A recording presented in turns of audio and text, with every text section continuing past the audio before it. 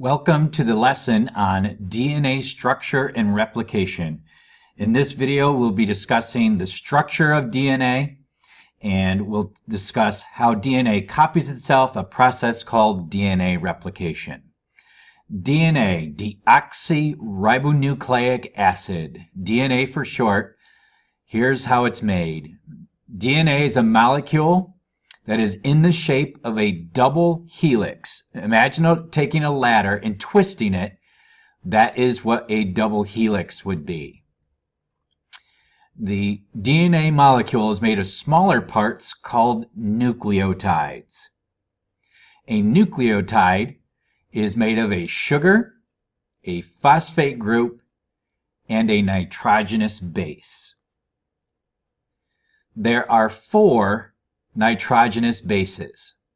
They are adenine, which we symbolize with a capital A, thymine, which we symbolize with a capital T, cytosine, which we symbolize with a capital C, and guanine, which we symbolize with a capital G. Adenine and thymine always pair together. So in the diagrams, you'll also always see A and T paired together. And cytosine and guanine always pair together. So in diagrams, you'll always see C and G paired together. Finish the portion of the DNA molecule below. All right, here we go. So if adenine always pairs with thymine, that's in this DNA molecule, a T would be the complementary base to the A. Likewise, the A would be the complementary base to the T. And so we have 2 of those in a row. Guanine always pairs with cytosine, so C would be the complementary base to G, and G would be the complementary base to C. And we finish it out. A complementing T, and C complementing G.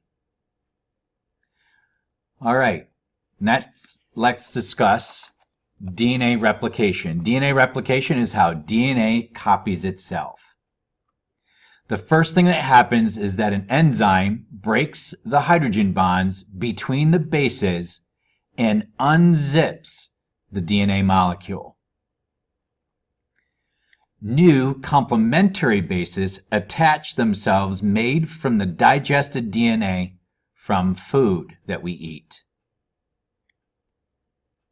The 2 DNA strands zip back up together again, half the strand being old from the original DNA molecule and the other half is new. Let's take a look and simulate this process with our diagram here. The first thing that happens is that an enzyme would break the hydrogen bonds between the complementary bases and unzip the DNA. Here we have our DNA molecule unzipped and separated. Next, new complementary bases attach to the other rung of the ladder, so to speak, and this DNA comes from food we eat. So we'll start with this strand on the left. The complementary to A is T. The complementary to C is G. The complementary to T is A. C is G. A is T. And then we have 2 T's in a row whose complementary bases are A. On our other strand here on the right, our complementary to T is A, to G is C, to A is T, to G is C, to T is A. Then we have 2 A's in a row whose complementary bases would be T's. We get pretty lazy when we do this. Remember, these letters stand for the nitrogenous bases, and you really do also need to know their names. And lastly, our two DNA strands zip back up together.